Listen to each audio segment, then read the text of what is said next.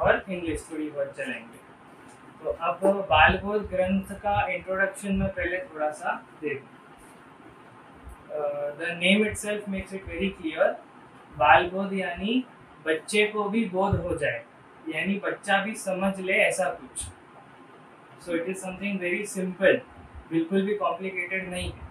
अब ग्रंथ का विषय क्या है? तो ग्रंथ का विषय इतना धार्मिक नहीं है जितना आप सोच रहे हो। आज फर्स्ट इम्प्रेशन में आपको यूँ लग रहा है कि अरे जेजे ने बुलाया है, आचार्य कुछ समझा रहे हैं तो धार्मिक विषय होगा, पुष्टि मार्ग के बारे में कोई बात होगी, महाप्रभु जी के बारे में कुछ जानेंगे, श्रीनाथ जी के बारे में कुछ जानेंगे। तो बालबोध बहुत ही इंट्रोडक्टरी लेवल का ग्रंथ है। बालबोध बहुत ही ज़्यादा इंट्रोडक्टरी लेवल का ग्रंथ है। और बालबोध फिलोसॉफिकल अंडरस्टैंडिंग में आपका स्टेप 1 है।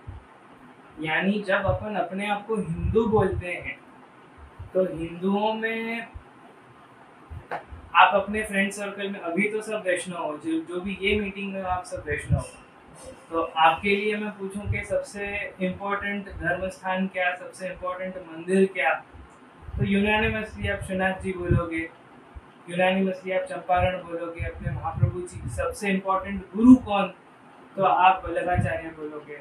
But is this true for your friends? आप अपने स्कूल में जाओ, क्लासमेट्स को पूछो, ट्यूशन में जाओ, क्लासमेट्स को पूछो, और चेक करना, हिंदुओं को ही पूछना उनके सबसे इम्पोर्टेंट गुरु कौन है, तो कोई एक जवाब नहीं आएगा। उनके सबसे इम्पोर्टेंट ग्रंथ यानी कि बुक कौन सी है, कोई एक जवाब नहीं आएगा। उनके सबसे इम्पोर्टेंट मंदिर कौन सा है, कोई एक जवाब नहीं। उनका सबसे इम्पोर्टेंट रिचुअल या विधि कौन सी है, कौन सी पूजा करनी चाहिए, कौन से पाठ करने चाहिए, क्या करना चाहिए, सबके अलग अलग जवाब आएंगे। तो अब जब हिंदुइज्म को अच्छी तरह अपन को समझना है तो अपन को जानना पड़ेगा कि सब अलग अलग क्यों है। अगर मैं भी हिंदू हूँ, आप भी हिंदू हो, अन्य लोग भी हिंदू ही हैं, वैसे देखने जाओ तो अराउंड 75% इंडिया की पॉपुलेशन हिंदू है, लेकिन कोई भी दो हिंदू के बीच में ना तो फूड हैबिट्स सेम है, ना उनके देवता सेम है, ना उनका मंदिर सेम है, ना उनके कस्टम्स, उनके रिचुअल्स सेम है, सब अलग अलग अलग है।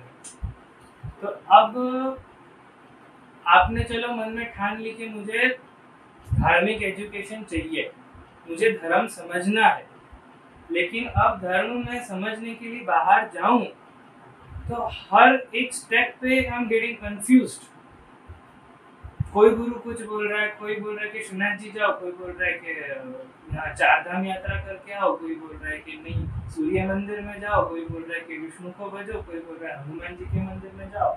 भगवान भी एक नहीं, मंदिर भी एक नहीं, इतना सारा कंफ्यूजन है, तो मैं करूं क्या? और ये प्रश्न जब एक बालक की उम्र में होते हो, जब बच्चे होते हो तभी होता है। बड़े होते होते अब संप्रदाय में धीरे धीरे जुड़ गए, गुरु के साथ जुड़ गए, परंपरा में जुड़ गए, तो धीरे धीरे फिर ये प्रश्न के आंसर आते हैं। लेकिन आपके लाइफ के इनिशियल स्टेजेस में when you think for the first time कि हाँ कुछ सीरियसली रिलीजन को मैं लूँ, ऐसे ही नहीं हो फिर सुबह बस हाथ जोड़ के निकल गए, उससे कुछ और करना है, कुछ सीरियस बनना है।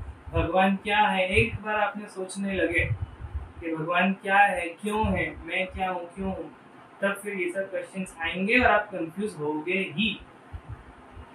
और ये सब आप ही हो ऐसा नहीं है, महाप्रभु जी के टाइम पे वो लोग उस समय में भी कंफ्यूज थे ही, और उस समय के वैष्णव भी कंफ्यूज थे, उस समय के अन्य हिंदू भी कंफ्यूज थे। तो ये सारे कंफ्यूजन का एक साथ में महाप्रभु जी समाधान ला रहे कि ये पूरी हिंदू रिलीजन की व्यवस्था, ये entire spectrum of Hinduism, it's a spectrum. आज कितने ही सारे N number of Guru, N number of मंदिर, एन नंबर ऑफ रिचुअल, तिलक भी अपने अलग अलग। आज अपन सब एक संप्रदाय के अंदर भी अलग अलग तिलक है। सोचो, पुष्टि मार्ग में कोई यहाँ डंडी करता है, कोई यहाँ चंदन भरता है, कोई कुछ अलग अलग चल रहा है। तो ये सब क्या है, what is the entire spectrum of Hinduism, वो आप पहले समझ लो और फिर आप पुष्टि मार्ग को समझो। अब इससे फायदा क्या है? अब पुष्टि मार्ग में आके आप समझो कि श्रीनाथ जी को समझो, कृष्ण को समझो, कृष्ण को आप धीरे धीरे जानोगे कि कृष्ण क्यों सुपीरियर है, कृष्ण क्यों अच्छे हैं अन्य देवी देवताओं के बदले। कृष्ण को अपन परब्रह्म कहते हैं, लेकिन एज अ परब्रह्म उनमें एग्जैक्टली वो मेरिट्स क्या है जो उनको परब्रह्म बनाते हैं? कृष्ण में ऐसा क्या है जो विष्णु में नहीं है, जो शिव में नहीं है? वो भी तो जानना पड़ेगा। और वो अच्छी तरह जानोगे तो दिल से कृष्ण को अपनाओगे और मानोगे कि हाँ हमारे कृष्ण सबसे बड़े हैं। तब दिल से अपनाओगे और मानोगे कि हाँ अपने श्रीनाथ जी सबसे अच्छे, अपने वल्लभाचार्य सबसे अच्छे, उनके विचार अच्छे। नहीं तो बस पेरेंट्स ने बोला या यहाँ वहाँ से दो तीन बातें सुन ली, आज मैंने भी बोला तो सुन लो, ऐसे नहीं। मैं समझाऊंगा फिर समझो, एग्रीएबल होए तो फिर मानो, तो ही फिर मजा है। नहीं तो फिर कहीं ना कहीं अंधविश्वास है, कहीं ना कहीं अंधश्रद्धा। समझ के करो तो फिर सच्ची श्रद्धा है, सच्चा विश्वास। So now we will begin with what Mahaprabhu ji is saying। अपन एक्चुअली ग्रंथ में अभी डाइव करेंगे। मैं खाली श्लोक पढ़ जाऊंगा और पहला ही श्लोक आज करेंगे और फिर we will start discussing। नत्वा हरिं सदा आनंदं सर्व सिद्धांत संग्रहं बालक प्रबोधनार्थाय वदामि सुविनिश्चितम्। अब एक बार आप पीछे पीछे भी बोलोगे। प्रोनाउंसिएशन मैंने बहुत क्लियरली बोले। I hope everyone was able to hear and understand. तो नाउ अब मैं बोलूँगा, आप लोग रिपीट करो। आप लोग भी जो हो क्लास में आप लोग रिपीट करो, जो फिजिकली यहाँ बैठे हो, और ऑनलाइन वाले भी अपने अपने घर में बोलना। नत्वा हरिं सदा आनंदं सर्व सिद्धांत संग्रहं बाल प्रबोधनार्थाय वदामि सुविनिश्चितम्। ठीक है, बहुत बढ़िया। सबकी प्रोनाउंसिएशन बहुत क्लियर थे, बहुत अच्छा था। अब नत्वा हरिं सदानंदम, नत्वा हरिं सदानंदम यानी कि नत्वा, संस्कृत में कभी भी नत्वा शब्द आए यानी समझो कि नमन करके, नमनम कृत्वा इति नत्वा। अब नत्वा बहुत ही कॉमन एक संस्कृत वर्ड है और थोड़ा थोड़ा अपन संस्कृत भी समझेंगे। आज संस्कृत के एक एक लेटर्स मैं समझा रहा हूँ, बट इवेंचुअली आई वांट कि आप लोग थोड़े बहुत एटलीस्ट 5% भी संस्कृत के लेटर्स अपने आप समझ जाओ, तो आपका ही फायदा है, आप सब ग्रंथ अच्छे से पढ़ पाओगे। तो जो त्वा जो लेटर्स हैं ये संस्कृत में तब लगते हैं जब अपन कोई प्रीसीडिंग एक्ट बताए कि ये करके, जैसे पानी पी के मैं बैठ जाऊंगा, तो पानी पी के यानी तब मैं त्वा लगाऊंगा।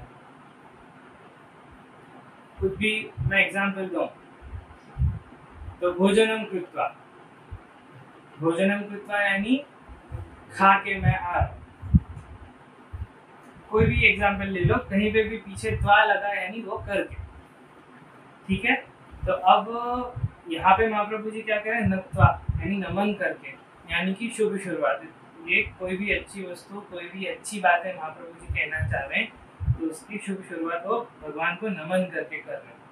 अब भगवान कौन से, कैसे, क्या क्या विशेषण यूज किए वो बहुत विचारणीय है। इट्स वर्थ अंडरस्टैंडिंग के क्या क्या वर्ड्स ठाकुर जी के लिए, भगवान के लिए महाप्रभु जी बोल रहे हैं।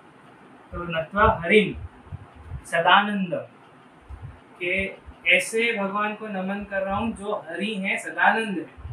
हरि यानी भगवान के कई सारे नाम हैं, तो जब जब भगवान का जो जो नाम उपयोग किया जाता है बहुत सोच समझ के किया जाता है, ये बात मान लेनी चाहिए। तो अब जब हरि शब्द है, हरि का मतलब होता है कि जो भरण करे, नाश करे, खत्म करे। तो हरि क्या खत्म करते हैं? भगवान के संपर्क से आके क्या खत्म होता है? अपने दुख, अपनी पीड़ा, अपनी तकलीफ, जितने भी नेगेटिव इमोशंस है वो सब जब खत्म हो जाते हैं, ऐसा कार्य करने वाले भगवान हरि है। और जब अपने दुख खत्म हो जाते हैं तब बचता क्या है? आनंद, सुख। और जब सारे ही दुख खत्म हो जाएंगे तो फिर क्या बचेगा? आगे का शब्द क्या है? सदानंदम। ये सदानंदम के हरि के द्वारा सब दुखों का नाश करके सदानंद हो जाए। सदानंद जो हरि स्वयं भी है और सदानंद जो हरि को भजने वाले खुद भी हो जाएंगे। ऐसे सदानंद श्री हरि को मैं नमन करके ये ग्रंथ की शुरुआत कर रहा हूँ, प्रारंभ कर रहा हूँ। अब इसके बाद इसी श्लोक में महाप्रभु जी ने पूरे ग्रंथ का एब्स्ट्रैक्ट भी दे दिया। एब्स्ट्रैक्ट यानी क्या होता है? रिपोर्ट्स वगैरह बनाते हो तो उसमें एब्स्ट्रैक्ट होता है, यानी कि शॉर्ट करके पूरे ग्रंथ में क्या आने वाला है वो बता दिया। और शायद आज इतना ही कर पाएंगे, इससे ज्यादा आगे संस्कृत के दूसरे श्लोक आज नहीं लेने वाले। तो एब्स्ट्रैक्ट में महाप्रभु जी क्या कह रहे हैं? नत्वा हरिम सदानंदम, हरि श्री ऐसे भगवान को नमन करके सर्व सिद्धांत संग्रहम बाल प्रबोधनार्थाय वदामि सुनिश्चितम। सर्व सिद्धांत संग्रह, ये सारे ही सिद्धांत, सिद्धांत यानी रूल्स या लॉज कह लो या कोई भी विचार कह लो, क्योंकि खाली रूल्स अपने आप नहीं माने जाते हैं, रूल्स के पीछे के कारण भी माने ही जाते हैं। तो अब सर्व सिद्धांत संग्रहम बालक प्रबोधनार्थाय वदामि सुनिश्चितम, ये महाप्रभु जी की प्रार्थना है। और अपन पहले के ग्रंथ में भी समझ चुके हैं कि हर ग्रंथ की प्रारंभ में महाप्रभु जी प्रार्थना करते ही हैं, हरि को याद करते ही हैं। और ये क्यों करते हैं? एक दीनता का भाव है, अहंकार नहीं है, ये बताने के लिए, और अपने में भी ये चीज रहनी चाहिए। अपन कुछ भी कर रहे हैं, अब विवेक धैर्य आश्रय ग्रंथ भी आप लोग पढ़ चुके हो, सिद्धांत रसी में भी ये आया नत्वा पितृपदाम भोजम सर्वाभिष्टापदायकम। तो ये सब प्रार्थना, ये सब नमन करने की परंपरा, ये संस्कार, कोई भी शुभ कार्य के पहले हरि भगवान हम अपने से ये करा रहे हैं, भगवान की कृपा से ही ये हो रहा है, ये विचार होना आवश्यक है। नहीं तो अपने में अहंकार बढ़ेगा कि ये तो मैंने किया, ये मैंने किया। महाप्रभु जी ऐसे कभी नहीं कहते कि ये मैंने लिखा, कि ये मैंने प्रकट किया, मैंने ये इन्वेंट किया, ये मेरी नई सोच है। महाप्रभु जी हमेशा कहते हैं जो भी मैं कह रहा हूँ वो वेदों के वचन है। वेदों में, उपनिषदों में जो हिंदुइज्म की हाईएस्ट अथॉरिटी है, वेद के ऊपर और कुछ भी नहीं। तो वेदों में जो बात कही गई वही वल्लभाचार्य कह रहे हैं, वही पुष्टि मार्ग है, अन्यथा कोई दूसरी चीज पुष्टि मार्ग नहीं बता रहा। तो इसलिए भगवान को याद करते हुए, क्योंकि जो भी विचार हैं ये सब अल्टीमेटली किसके हैं? महाप्रभु जी के हैं कि भगवान के हैं? भगवान के हैं। महाप्रभु जी स्पोक्स पर्सन है उनके। महाप्रभु जी जैसे आज मैं महाप्रभु जी का स्पोक्स पर्सन हूँ, कल उठ के तुम कहीं और किसी दूसरे वैष्णव को महाप्रभु जी की बात करोगे तो तुम स्पोक्स पर्सन बनोगे। पर ये सब बात मूल तो वेद से निकली है, यानी भगवान की बात है, भगवान की कही हुई बात जो आगे आई। तो सर्व सिद्धांत संग्रहम यानी कि भगवान ने भी कितना सारा कहा और उसका लोगों ने क्या क्या अर्थ निकाला, और ये जो एकता नहीं आ पाई और जो अनेक प्रकार के विधियां हो गई, अनेक प्रकार के रिचुअल्स हो गए, अनेक प्रकार के भगवानी हो गए, अनेक प्रकार के मंदिर हो गए, अनेक प्रकार के तिलक हुए, अनेक प्रकार की खाने पीने की हैबिट्स हो गई, अनेक प्रकार की रहने की सिस्टम्स हो गई, लाइफस्टाइल्स भी अलग अलग है। ऐसे एक मैं हूँ जो बहुत अच्छे से तैयार होके बैठा हूँ, फिर एक साधु वैसे होते हैं जो सालों से बाल ही नहीं काटते हैं, वो भी एक गुरु वर्ग है, लेकिन वो एक अलग फिलोसफी है। आज अपन सब गृहस्थ हैं, पुष्टि मार्ग घर गृहस्थी वाले लोगों का संप्रदाय। ऐसे ही सब घर बार त्याग के जंगल में रहने वाले भी कुछ विचार है। तो वो सारे ही विचार, वो भी हिंदू है, अपन भी हिंदू है, तो वो सारे ही विचार क्या क्या हैं, उनके क्या क्या बाइफर्केशंस हैं, वो इस प्रकार से इतना मैं सिंप्लीफाई करके बताने वाला हूँ कि कोई छोटा सा बच्चा भी समझ जाए। ठीक है, वदामि सुनिश्चितम, कि बहुत अच्छी तरह दृढ़ रूप से बहुत सिंप्लीफाई करके मैं इन चीजों को समझा देने वाला हूँ।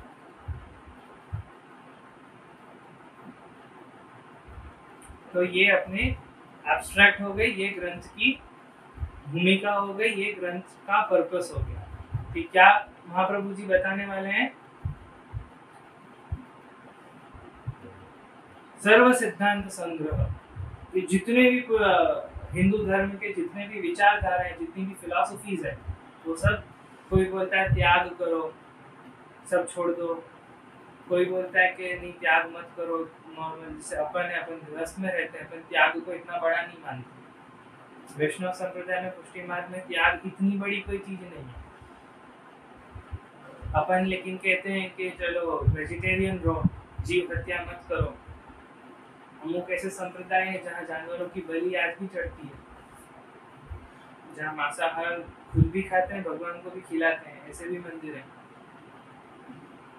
तो ये सारे ही जितने भी फिलॉसफीज हैं, इनके पीछे कुछ ना कुछ फिलॉसफीज हैं, और चॉइस आपकी कि कौन सी फिलॉसफी करेक्ट है, कौन सी फिलॉसफी गलत है, कौन सी फिलॉसफी आपको भाग गई, कौन सी विचारधारा आपको पसंद आई।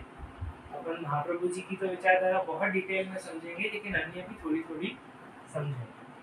तो अब धर्म की बात आने के पहले अपन पुरुषार्थ क्या है वो समझेंगे। मुनि स्लाइड बदल दो।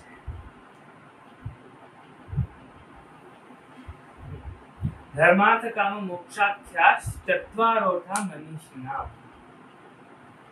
अब पुरुषार्थ एक ऐसी चीज है, एक ऐसी विशेष थॉट प्रोसेस है जो सबसे पहले तो सबके पास होती ही नहीं है। आप अपने फ्रेंड सर्कल में भी देखोगे, आप कभी सब बड़े हो, आपने सब जगह देखा होगा, कोई अपनी लाइफ को लेके सीरियस होते हैं, कोई नहीं होते। अब आप वो एज में हो जब आपने देखा होगा कुछ लोगों ने सिगरेट वगैरह पीना, दारू पीना चालू कर दिया, कुछ लोगों ने काम काज कुछ किया नहीं, अब बैठे रहते हैं, टाइम पास करते रहते हैं, कुछ नहीं कर रहे हैं। तो अब सबने अपनी अपनी लाइफ आगे क्या होने वाली है वो कहीं ना कहीं उसकी नींव रख दी है। और कई लोग ऐसे भी होते हैं कि वो जान ही नहीं पाते कि वो जो कर रहे हैं वो गलत है,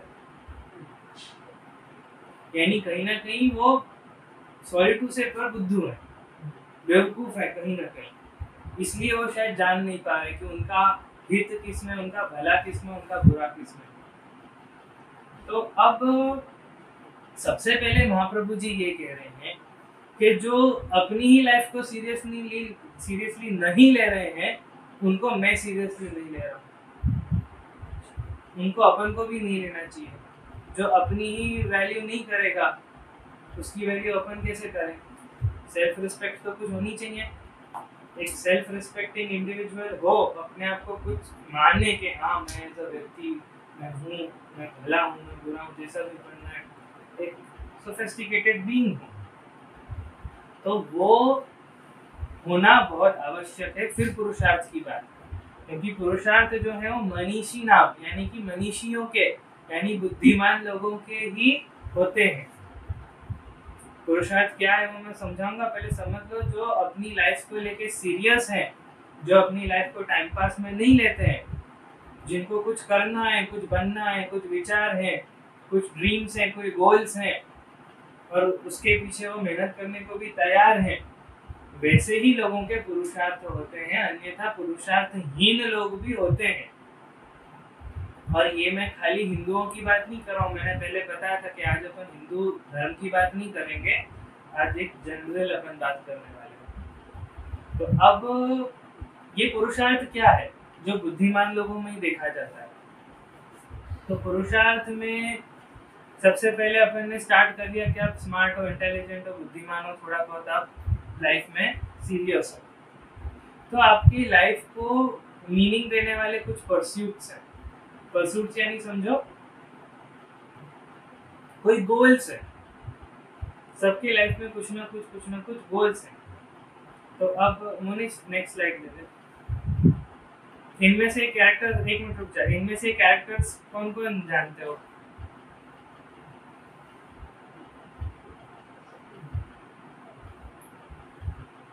एक लाइफ को लेके बहुत सीरियस है और एक लाइफ को लेके सीरियस नहीं है। एक तो जानते ही हो। छोटे हो गए तो ये जानते हो, बड़े हो गए तो ये जानते हो।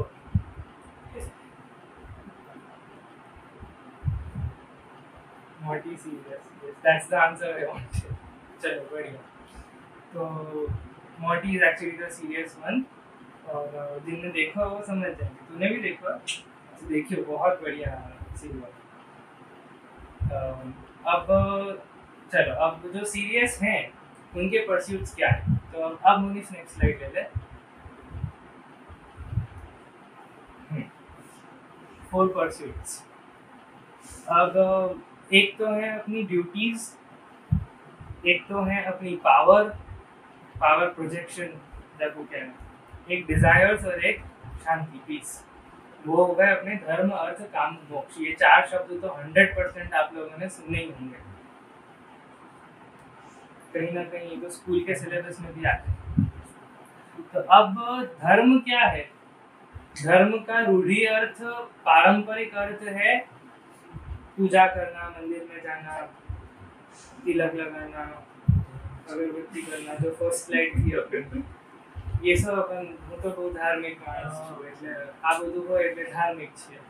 जो मंदिर में નથી જતા, શ્રીનાથજી નથી ગયા, સેવા નથી કરતા એટલે ધાર્મિક નથી। થઈ ગયું, ડિક્લેર થઈ ગયું नहीं, इतना तो चाहिए, पर ऐसा शास्त्र कह ही नहीं रहा।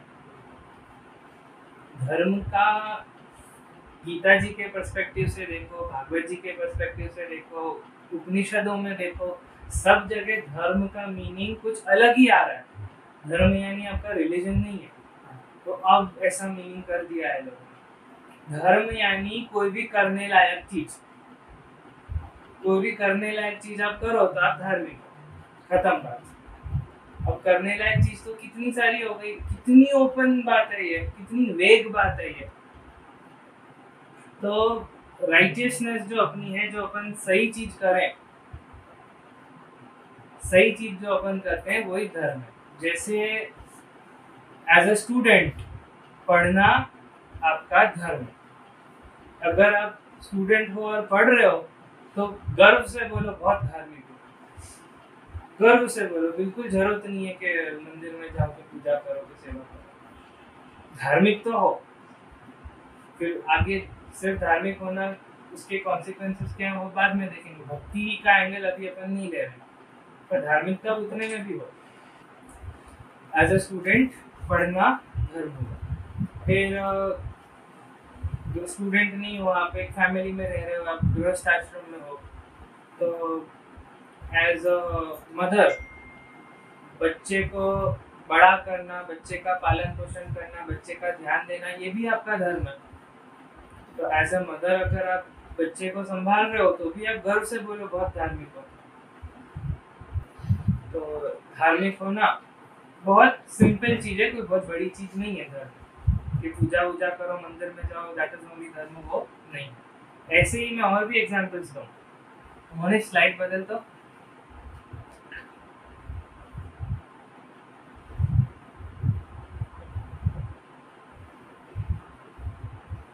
यहाँ पे ड्यूटीज आप पढ़ते जाओ स्लाइड में। Actions, duties, rights, laws, conduct, virtue in accordance with Veda और simply the right way of living, यही धर्म। और कोई विशेष चीज, हिंदू होना धर्म नहीं है, पूजा करना धर्म नहीं है। कोई भी आप सही एक्शन करो, अगर कोई गिर गया तो उसको आप उठाओ तो वो भी धर्म। इनफैक्ट आप खाना खाते हो ना, वो भी धर्म। वो धर्म आपके बॉडी के प्रति है, आपके शरीर के प्रति है। तो शरीर को सस्टेन करना राइट एक्शन है कि रॉन्ग? शरीर को सस्टेन करना राइट एक्शन है, तो वो भी धर्म। बाल काटना राइट एक्शन है, हाइजीन राइट है या रॉन्ग? राइट है। तो हाइजीन को लेके जितने भी एक्शन थे वो सब भी धर्म है। आज इतना समझ लो, आज ये जान के ही क्लास से छूटोगे कि तुम सुबह उठ के ब्रश करते हो वो भी धर्म ही कर रहे हो, ठीक है? इतना वेग है धर्म और इतना होलसम है धर्म। तो अब रोज ब्रश करते टाइम भी याद रखना कि वो धार्मिक तेल लगाए हो, कंघी कर रहे हो, अच्छे कपड़े पहन रहे हो, प्रेजेंटेबल बन रहे हो, सब चीज धर्म। अब अपन आते हैं अर्थ पे। तो धर्म तो अपने देखे अपने ड्यूटीज हैं, या जो राइट चीज, जो करने लायक चीज है उनको करो, वो धर्म है। जो करने लायक नहीं है वो करो तो अधर्म। तो अब वो धर्म को करने के लिए कुछ आपके पास मीन्स, क्या ताकत भी तो होनी चाहिए। मैं आपको कहूँ कि गरीबों की मदद करो और खुद की जेब खाली है तो कहाँ से मदद करोगे। मैं आपको बोलूँ कि भूखे को खाना खिलाओ, लेकिन खुद की रसोई में भंडार खाली है, खुद के रसोई में कुछ चल नहीं रहा है, तो कहाँ से खिलाओगे। मैं बोलूँ ब्रश करो, टूथपेस्ट और यही नहीं है तो कहाँ से करोगे ब्रश। तो धर्म करने के लिए कुछ चाहिए। क्या चाहिए? वो अर्थ। अर्थ यानी सिर्फ पैसा नहीं, तुम्हारी सॉफ्ट पावर भी आ गई, तुम्हारे बच्चे भी आ गए। इन शॉर्ट जो भी चीज जमा कर सको वो अर्थ है। लाइफ में जो भी चीज आप जमा कर सको और उसका लेवरेज निकाल के अपना फायदा निकाल सको, वो सब अर्थ है। उसमें स्टेटस भी आ गया, आपकी इन्फ्लुएंस भी आ गई, आपके पैसे भी आ गए, आपका परिवार भी आ गया, आपकी जगह आ गई, आपकी हर चीज जो भी आप यूज कर सको, जिसका फायदा निकाल सको, किसमें? धर्म करने में, अच्छे काम करने में, जिनको यूज कर सको, तो वो अर्थ है। तो अब बताओ, अर्थ के बिना धर्म पॉसिबल है? बिल्कुल पॉसिबल है। इसलिए अर्थ भी इतना ही इम्पोर्टेंट है। अगर again will come back to that, अगर आप लाइफ को लेके सीरियस हो तो अर्थ भी करोगे, तो अर्थोपार्जन की प्रक्रिया भी होगी। आप पैसे भी जमा करोगे, गुडविल भी जमा करोगे। चलो, तो धर्म और अर्थ, ये दो चीज आप लोग सब बराबर से समझ गए हो। ये भी थम्स अप करके बता दो समझ गए हो कि नहीं। और कुछ भी क्वेश्चंस हैं तो अभी चैट पे डाल दो, तो तुम लोगों को कुछ है तो डायरेक्ट पूछ सको। धर्म और अर्थ एकदम क्लियर है?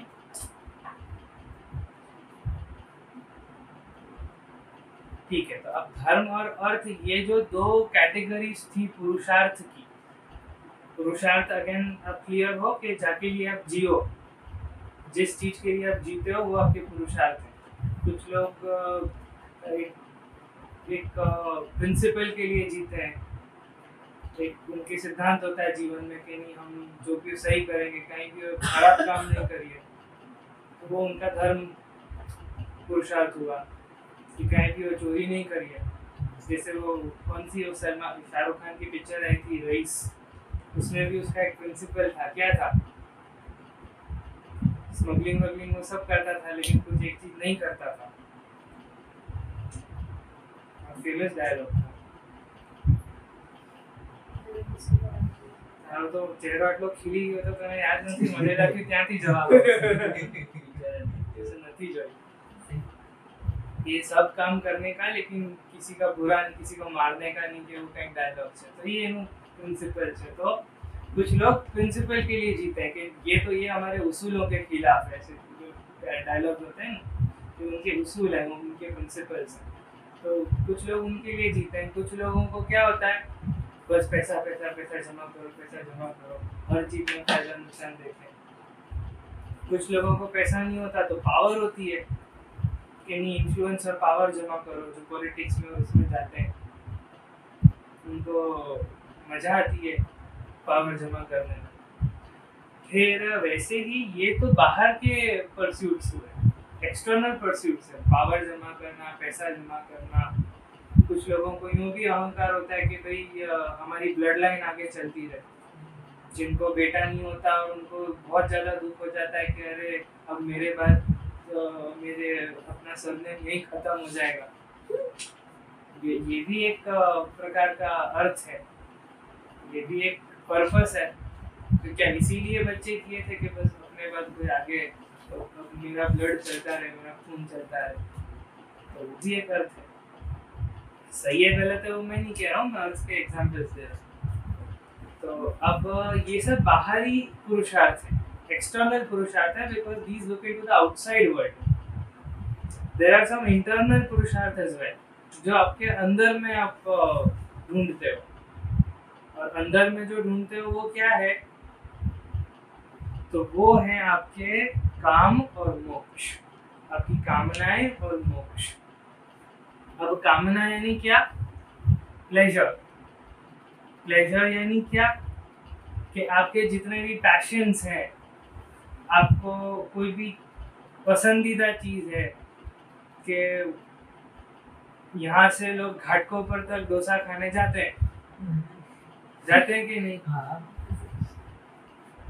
आपके कहाँ से, थाने से, नवी मुंबई से लोग यहाँ भगवती की पाव भाजी खाने आते हैं कि नहीं? अपने दहीसर में भी देख चुके, क्या है चंगू मंगू कितना फेमस है। कितने सालन से मेरे को पता नहीं थी चंगू मंगू है कहाँ, लेकिन वो सिग्नल चंगू मंगू ये सिग्नल तो चंगू मंगू ही है। तो एक्चुअली चंगू मंगू कौन है, कहाँ है, वो कुछ भी मालूम थी, अब बड़े होके पता चली। तो ये सब क्या है, कितने पैशनेटली आप खा रहे हो, है कि नहीं? देखो, पेट भरने के लिए खाना वो तो धर्म में आ गया। मैंने कही थी सस्टेनिंग योर बॉडी इज धर्म, बट घाटकोपर तक जाके डोसा खाना और चंगू मंगू से वड़ा पाव खाना, ये सब धर्म हो सकता है क्या? अब थोड़ा ज्यादा हो गया। तो यहाँ पे फिर आप धर्म नहीं कर रहे हो, यहाँ पे आप कामनाएं पूर्ति कर रहे हो, यहाँ पे आप प्लेजर देख रहे हो। तो जो भी आपके प्लेजर्स हैं, जो भी आपकी इंद्रियों को चाहिए, आपकी जीभ माइंड को सिग्नल दे रही है कि नहीं कुछ टेस्टी खिलाओ, कुछ टेस्टी खिलाओ। आपकी आंखें माइंड को सिग्नल दे रही नहीं पिक्चर देखने जाना है, पिक्चर देखने। अभी लॉकडाउन के बाद थिएटर्स खुलेंगे तो कहने की जरूरत है कि टिकट्स नहीं मिलने वाली है। मैं भी जाने वाला हूँ, मुझे भी पता है। मैं भी अभी ब्याह के बाद बहू जी के साथ देखने ही नहीं गया पिक्चर। तो सब जाएंगे, मालूम है। मैं ही जाऊंगा तो गुरु ऐसा तो चेला कैसे सब तो 3-3 बार देखने जाने वाले हो जब से खुलेंगे।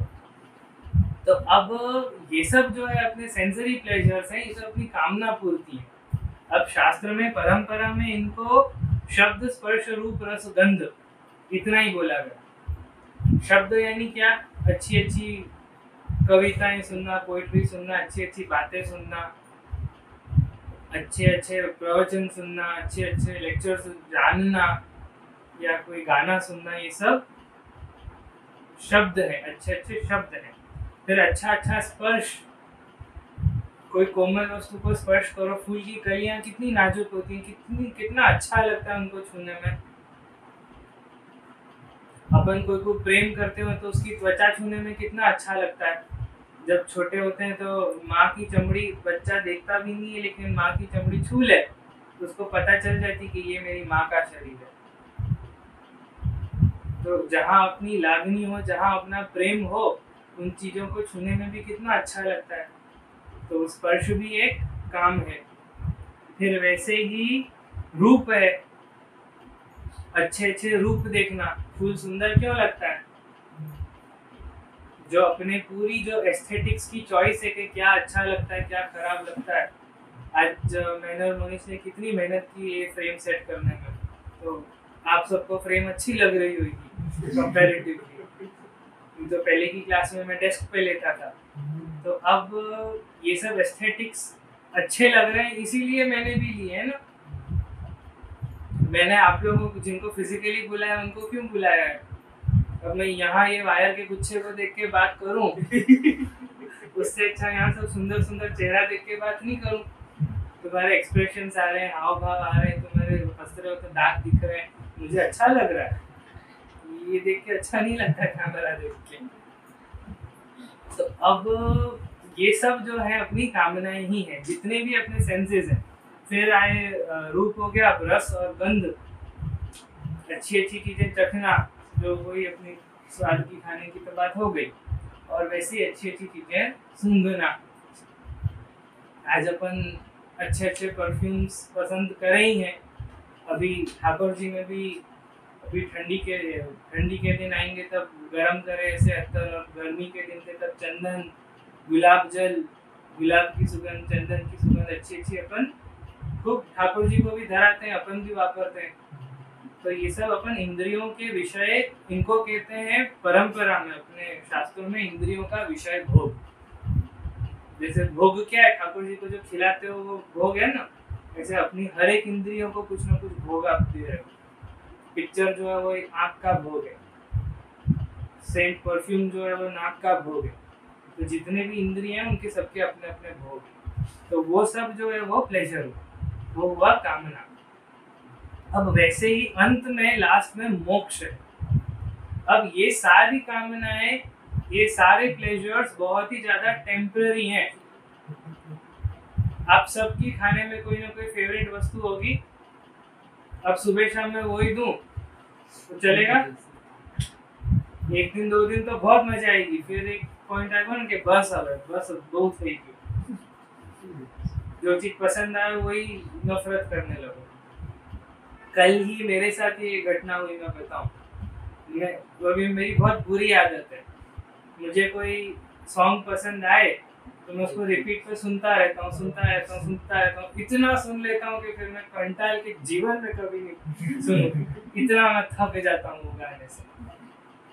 और इसके पहले दूसरी आदत थी कि जो अच्छे लगते थे वो गाना मैं अलार्म में रखता था, तो वो कहती कभी मत करो। तो द पॉइंट बीइंग कि इवेंचुअली वो चीज अच्छी नहीं लगती है, you grow out, as you grow up you grow out of your old passions. बच्चे हो तब कुछ अलग चीजें अच्छी लगती थी, अब कुछ अलग चीजें अच्छी लग रही हैं। अब बड़े होगे तब कुछ अलग चीजें अच्छी लगेगी, आपकी ड्रेसिंग सेंस, आपके क्या खरीदी करते हो, शॉपिंग, आपके क्या घर का पेंट भी आप बदल दोगे। बचपन में कुछ अलग सोचा था, आप कुछ अलग सोचोगे। हर चीज में आपकी ये सब जो भी प्लेजर देने वाली चीजें हैं ना, सब बदलती रहेंगी। तो कुछ परमानेंट प्लेजर या परमानेंट सेटिस्फैक्शन देने वाली भी कोई चीज कभी ना कभी तो आप ढूंढोगे। जब थोड़े बड़े हो जाओगे तब लगेगा कि अरे ये सब तो आप तो चालतू રહેશે, પણ હવે કંઈક એવું જોઈએ છે કે જે संतोष आपे, જે दिलने संतोष आपे, जो दिल से एकदम कि हाँ नहीं आनंद आए, मजा आए। तो वैसी कोई जो वस्तु हो कि जिसको पाने से फिर ऐसा लगे कि अब आज के आज मैं मर भी जाऊं ना तो मुझे संतोष नहीं, अब मुझे कुछ नहीं चाहिए। ऐसी वस्तु को प्राप्त कर लेना, ऐसी शांति मिल जाना, वो वस्तु के प्राप्त करने के बाद ऐसी शांति मिल जाती है कि अब कहीं और कोई इंद्रियों के प्लेजर्स को, कोई भी इंद्रिय भोग आपको चाहिए ही नहीं। ये संसार में बिल्कुल भी आप जुड़े हुए फिर नहीं रहो, आप सेटिस्फाइड हो संसार से या अपने आप से या कैसे, वो सब अलग अलग ऑप्शंस अपन जानेंगे। लेकिन वो अल्टीमेट लेवल ऑफ सेटिस्फैक्शन, वो ultimate level of Joy and happiness, वो मोक्ष है। जो वस्तु आपको मोक्ष दे रही है वो उसके बाद फिर और कुछ बची नहीं, तो that's the end of your story, खत्म, अब और कुछ नहीं चाहिए। तो ये जो कामनाएं हैं वो टेम्पररी, छोटी छोटी इंद्रियों की है, और मोक्ष जो है वो परमानेंट है। और वो खाली इंद्रियों का नहीं है, वो आपका कंप्लीट, आपका शारीरिक, आपकी आत्मा, आपका मन, बुद्धि, इंद्रिय, विचार, सब कुछ सेटिस्फाइड है। जबकि कामना में क्या सेटिस्फैक्शन है? खाली इंद्रिया, खाली सेंसरी सेटिस्फैक्शन। तो सेंसरी प्लेजर ना होके कंप्लीट और फाइनल प्लेजर कामना है। तो ये चार पुरुषार्थ हुए, और आज का सेशन अपन यहीं रखेंगे। लेकिन इसके पहले जान लो कि ये सारे पुरुषार्थ अलग अलग लोगों ने अलग अलग बताए हैं। जैसे मुझे अभी भी याद है, मेरे आर्किटेक्चर के दिनों में, जब मैं आर्किटेक्चर का स्टूडेंट था, तब मेरे एक प्रोफेसर थे, वो कहते रहते थे कि work is God, work is God, work is God, जब देखो तब। फिर थोड़े टाइम बाद डायलॉग बदल के God is in the details, God is in the details. तो डिटेल्स का ध्यान रखो, देखो यहाँ मिस्टेक है, छोटी मिस्टेक है लेकिन नुकसान करेगी। तो अब उनके हिसाब से अगर work is God and God is in the details of my plan, अगर गॉड इतना ही है तो फिर मेरा प्लान परफेक्ट हो जाना मोक्ष है, मेरी बिल्डिंग पास हो जाना वो मोक्ष है। तो वो मेरे वो प्रोफेसर की फिलॉसफी में धर्म की सेंस क्या थी कि मेरी लाइनें सीधी चले, मेरा कैड का सॉफ्टवेयर के सारे कमांड्स मुझे याद हों, ये उनका धर्म है। उनका अर्थ क्या है?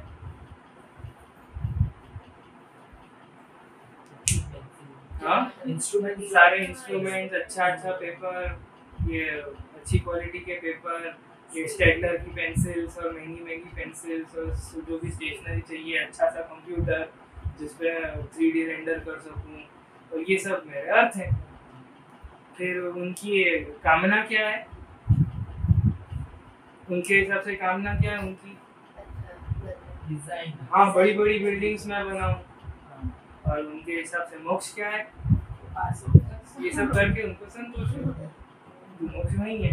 अब ये तो एक इनकी पर्सपेक्टिव हुई, ऐसे कोई और की पर्सपेक्टिव भी लो। अमुक मैंने ऐसे लोग देखे हैं जिनके लिए ये चारों चार चीज पैसा है। नहीं, अच्छो खराब में नहीं, ऐसा मत मुंह बनाओ, हो सके क्यों नहीं, सबके अपने अपने बैलेंस हैं। और अपन अंत में महाप्रभु जी को और भगवान को भी सुनेंगे कि भगवान के हिसाब से धर्म क्या है, भगवान के हिसाब से मोक्ष क्या है, भगवान के हिसाब से अर्थ क्या है। कहना ये चाह रहा हूँ कि सबके अपने अपने विचार हैं और आप लोगों के भी हैं। आप अपने आप को पूछो धर्म क्या है, करने जैसी वस्तु क्या है। कोई कहेगा कि स्कूल चलाना, कोई कहेगा कि सबके अपने अपने कुछ ना कुछ होंगे जिनको जामे रुचि हो। कोई कहेगा इंस्टाग्राम पेज चलाना पेज का एडमिन बनना, वो भी धर्म हो सकता है। अर्थ भी सबके अलग अलग है, ऐसा जरूरी नहीं सब पैसा के पीछे ही पड़े। कुछ लोग कुछ अलग चीजें चाहे कि समाज में उनका नाम हो, तो चैरिटी डोनेशन वगैरह ज्यादा करें और सद्भाव हो कि उनके नाम के साथ अच्छी अच्छी चीजें जुड़ी हुई हों। कोई ब्लड लाइन भी चला रहे जैसे मैंने कही, तो ये सब अलग अलग सबके पुरुषार्थ सबके हैं ही। And regardless of whether you Hindu, regardless of whether you Christian, Muslim, के कोई भी तुम हो, पुरुषार्थ तो तुम्हारे हैं ही है। इसलिए मैंने कही थी आज का विषय हिंदू धर्म का विषय नहीं। वेद के हिसाब से, अपनी परंपरा के हिसाब से पुरुषार्थ के बिना अगर कोई रह रहे हो तो सीधा सीधा आप मूर्ख हो, आप आपकी लाइफ सीरियसली नहीं ले रहे हो। आपका हिंदू होना जरूरी नहीं है, आप कुछ भी हो, लेकिन पुरुषार्थ तो आप में नहीं है। तो अब पुरुषार्थ क्योंकि सबके अलग अलग हैं, कुछ एक सही पुरुषार्थ भी तो होंगे जो एक्चुअली करने लायक है। अब जैसे ये तो हो नहीं सकता ना कि स्कूल चलाना ही धर्म हो, ये तो हो नहीं सकता ना कि ब्लूप्रिंट्स बनाना ही धर्म हो, ये तो हो नहीं सकता कि इंस्टाग्राम पेज चलाना ही धर्म हो। तो क्या धर्म है फिर, क्वेश्चन आएगा। व्हाट इज द रियल धर्म, व्हाट इज द धर्म विच, अभी मैं गुरु के पद पे हूँ तो आप मुझे पूछोगे तो क्या करूँ, स्कूल नहीं चलाऊं तो क्या करूं, मैं इंस्टाग्राम पेज नहीं चलाऊं तो क्या करूं तो राइट क्या है मेरे लिए। तो फिर तब अपन जानेंगे कि भगवान ने भी कुछ धर्म अर्थ काम मोक्ष दिए हैं और लोगों ने भी अपने अपने दिए हैं। जिनको अपन फॉलो करते हैं, जो भी आपके आइडियल्स हो, जो भी आपके, जिनको आप मेंटोर की तरह देखते हैं, उनके सबके अपने अपने धर्म अर्थ काम मोक्ष हैं। तो ये सब भेद है, तो इनको एब्सोल्युटली नहीं लेना है। और ये धर्म अर्थ काम मोक्ष अपनी परंपरा में, अपनी संस्कृति में, अपने हिंदू सनातन धर्म में, हिंदू धर्म, हिंदू अर्थ, हिंदू काम और हिंदू मोक्ष, ये चार क्या क्या है, इनमें कौन ऐसे बड़े बड़े महान ऋषि मुनि हैं, ऐसे बड़े बड़े महान लोग हैं जिन्होंने धर्म के विषय में, अर्थ के विषय में और काम के विषय में अच्छी अच्छी बातें की हैं, ये सारे अपन नेक्स्ट क्लास में जानेंगे। और फिर धर्म अर्थ और काम को छुएंगे भी नहीं, अपन सीधे मोक्ष पे जाएंगे, क्योंकि फिर एक्चुअली जो रूढ़ी अर्थ से धार्मिक बातें हैं वो चालू होंगी। मोक्ष के बारे में क्या क्या अपने विचार हैं वो सब चालू होंगे। तो धर्म अर्थ काम ये सब तो लौकिक चीज है, सांसारिक चीज है, अपन ने डेफिनेशन में देख लिया। तो सांसारिक वस्तुओं को फिर छोड़ के और जो अलौकिक दिव्य चीजें हैं मोक्ष वाली, उनमें क्या क्या है वो नेक्स्ट क्लास का टॉपिक रहेगा। तो आज की क्लास अपन यही बंद करेंगे। किसी को प्रश्न हो तो अभी पूछ लो, जो ऑनलाइन जुड़े हैं वो चैट में पूछ लो।